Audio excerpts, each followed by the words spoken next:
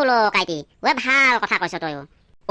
ঐ মিছা ভাবিছ ঐ আগতে মানুহৰ ল'ৰা ছোৱালী জন্ম হৈয়ে খোজ কাঢ়িব পাৰিছিল আজিকালিহে নহয় তই এনেই কৈছ বুলি ভাবিছ জানো পাই তইহে জানো সঁচাই কৈছ নে মিছাই কৈছ বা ফুলো আৰু ডক্তৰ বাবুচোন কি সঁচা কোৱা মিছা কোৱা পাতি আছ তহঁতে ককা কেনেকুৱা খবৰ ভালে আছে কিনো সঁচা কোৱা মিছা কোৱা পাতিবা আৰু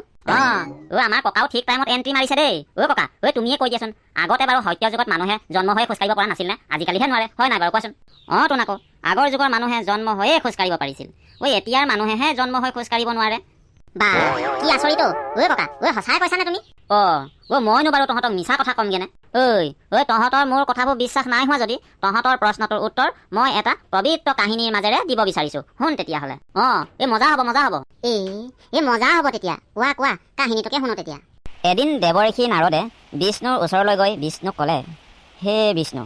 মোৰ মনত এটা প্ৰশ্নই বৰকৈ আমনি কৰি আছে আৰু তেতিয়া বিষ্ণুৱে নাৰদক বৈকুণ্ঠলৈ স্বাগতম জনাই ক'বলৈ ধৰিলে হে দেৱঋষি নাৰদ আপোনাৰ মনত কি প্ৰশ্নই আমনি কৰি আছে আপুনি ব্যক্ত কৰক হে নাৰায়ণ মোৰ প্ৰশ্নটো হৈছে এনে কি কাৰণ আছিল যি কাৰণত গো মাতাই বিবাহিতা নাৰীক অভিশাপ দিছিল প্ৰভু শ্ৰীকৃষ্ণই নাৰদৰ প্ৰশ্নটো মন দি শুনাৰ পিছত লাহেকৈ নাৰদলৈ চাই মাত লগালে হে দেৱঋষি আপুনি আজি মানৱ জাতিৰ কল্যাণৰ বাবে অত্যন্ত এটা গুৰুত্বপূৰ্ণ প্ৰশ্ন উত্থাপন কৰিছে গাই গৰুক মাতৃৰ সমান পূজনীয় বুলি মনা হয় আৰু গো মাতাৰ মাজত ৩৩ কোটি দেৱ দেৱতাই বাস কৰে গাই গৰু হৈছে সকলোতকৈ পবিত্ৰ প্ৰাণ যাৰ উৎপত্তি সমুদ্ৰ মন্থনৰ সময়ত দেৱী লক্ষ্মীৰ সৈতে হৈছিল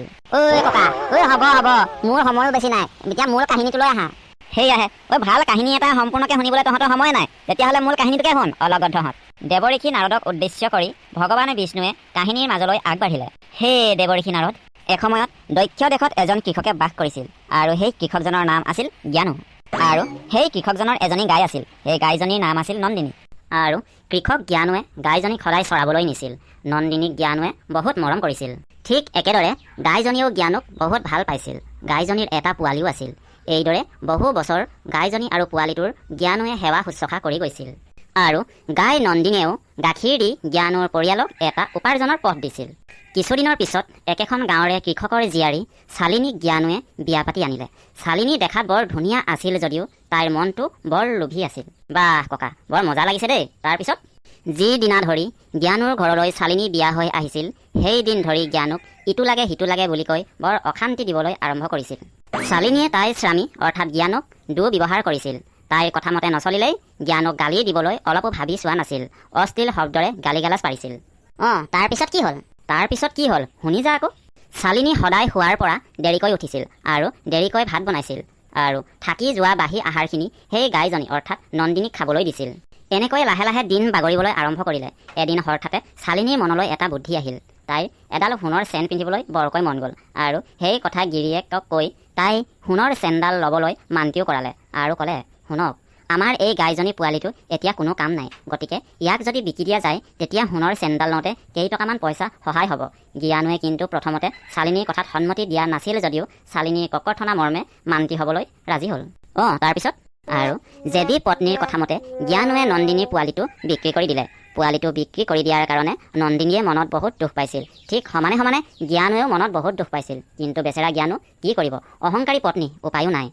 ঠিক কেইদিনমানৰ পিছত গাইজনীয়েও গাখীৰ দিয়া বন্ধ কৰিলে যিহেতু পোৱালিয়ে নাই গাখীৰো দিবনো ক'ৰ পৰা আৰু নন্দিনীয়ে গাখীৰ নিদিয়া দেখি জ্ঞানুৰ অহংকাৰী পত্নীয়ে গাইজনীক মাৰি পিটি হাবিলৈ খেদাই দিলে নন্দিনী অসহায় হৈ গাঁৱৰে এখন হাবিৰ মাজত থাকিবলৈ ল'লে ঠিক এনেদৰে থাকোঁতেই কিছুদিনৰ পিছত নন্দিনী আকৌ গৰ্ভৱতী হ'ল যেতিয়া নন্দিনী গৰ্ভৱতী হ'ল তেতিয়া নন্দিনীয়ে ভাবিলে আৰু কেইদিনমানৰ পিছত মোৰ এটা সন্তান জন্ম হ'ব গতিকে গাখীৰ পোৱাৰ আশাত হয়তো জ্ঞানুৰ লোভীয়া পত্নীয়ে মোক আকৌ মৰম কৰিব পাৰিছে এই বুলি ভাবি নন্দিনীয়ে জ্ঞানুহঁতৰ ঘৰৰ ওচৰৰে পথাৰ এখনত সন্তান এটা জন্ম দিলে পিছদিনা যেতিয়া শালিনী পথাৰলৈ গৈছিল তেতিয়া দেখিলে যে নন্দিনীয়ে আকৌ এটা পোৱালি জন্ম দিলে তাইৰ মনলৈ আকৌ এটা বেয়া বুদ্ধি ভাহি আহিবলৈ ধৰিলে গাইজনীৰ পোৱালি দিয়াৰ লগে লগে গাখীৰটো দিবই গতিকে সেই গাখীৰ বিকি মই আকৌ টকা উপাৰ্জন কৰিব পাৰিম এই বুলি ভাবি গাইজনীলৈ চাই ৰ'বলৈ ধৰিলে কিন্তু পুৱতি নিশা দিয়া পোৱালিটো মাকৰ তেজেৰে লুতুৰি পুতুৰি হৈ পথাৰত পৰি আছিল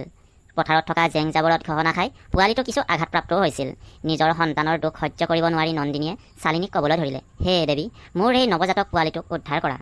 মাকৰ তেজেৰে লুতুৰি পুতুৰি হৈ পথাৰত পৰি থকা নন্দিনীৰ সেই পোৱালিটো দেখি শালিনীৰ দয়া উপজাৰ সলনি ঘৃণাহে উপজিল আৰু তাই গাইজনীক ক'বলৈ ধৰিলে মোক তই কি বুলি ভাবিছ তোৰ এই লেতেৰা পোৱালিটো মই চফা কৰি ঘৰলৈ নিম গতিকে মই এনে কাম কেতিয়াও নকৰোঁ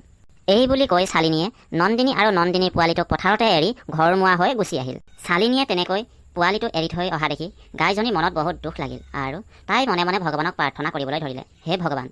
মোৰ এই নিষ্পাপ সন্তানটিক আপুনি কিয় ইমান যন্ত্ৰণা দিছে?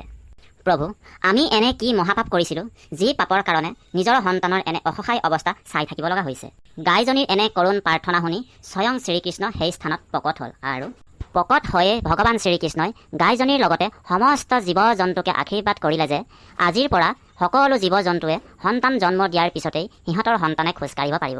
জন্মৰ পিছতেই সকলো জীৱ জন্তুৰ পোৱালীয়ে মাকৰ সৈতে খোজকাঢ়িব পাৰিব। এই বুলি কৈয়ে শ্ৰীকৃষ্ণ সেই স্থানৰ পৰা অন্তৰ্ধান হ'ল। তাৰপিছত কিন্তু কিছু সময়ৰ পিছতে চালিনী যেতিয়া আকৌ গাইজনীৰ ওচৰলৈ গৈছিল তেতিয়া চালিনীৰ নিজৰ চকুৰ ওপৰতে বিশ্বাস হোৱা নাছিল। দেখিছে, তাই গাইজনীৰ পোৱালিটো থিয় হৈ মাকৰ সৈতে খোজকাঢ়ি ফুৰিছে।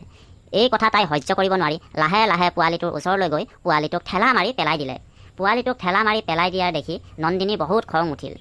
আৰু সেই খঙতে নন্দিনীয়ে সকলো গছ বন বায়ু পানী দেৱ দেৱতা ৩৩ কোটি দেৱ দেৱতাকে সাক্ষী কৰি নন্দিনীয়ে মানৱ জাতিক অভিশাপ দিলে। সেই দুষ্ট নাৰী, আজি তুমি নিকৃষ্টতাৰ সীমা পাৰ কৰিলা। মই আজি এই সংসাৰক সাক্ষী কৰি তোমাৰ লগতে সমস্ত মানৱ জাতিক অভিশাপ দিছোঁ। যেতিয়াই তোমালোকৰ সন্তান জন্ম হ'ব সেই সন্তানক খোজ কাঢ়িবলৈ কাৰোবাৰ আশ্ৰয় দৰকাৰ হ'ব আৰু তোমালোকৰ সন্তানে সম্পূৰ্ণকৈ নিজেই খোজ কাঢ়িবলৈ সম্পূৰ্ণ এবছৰ তোমালোকে অপেক্ষা কৰিব লাগিব। এই বুলি অভিশাপ দি গাইজনী সেই স্থানৰ পৰা আকৌ হাবিৰ পিনে ৰাওনা হ'বলৈ ধৰিলে আৰু সেইদিন ধৰি গৰু ছাগলী হাতী গাধ ঘোঁৰা যতবোৰ জীৱ জন্তু আছে চবৰ পোৱালীয়ে মাকে পোৱালি জন্ম দিয়াৰ লগে লগে খোজকাঢ়ি দৌৰিব পাৰে আৰু মানুহৰ পোৱালি মানে মানুহৰ সন্তানে সেই দিন ধৰি জন্ম হোৱাৰ লগে লগে খোজকাঢ়িব নোৱাৰা হৈ থাকিলে। এতিয়া বুজিলি নে কাহিনীটো?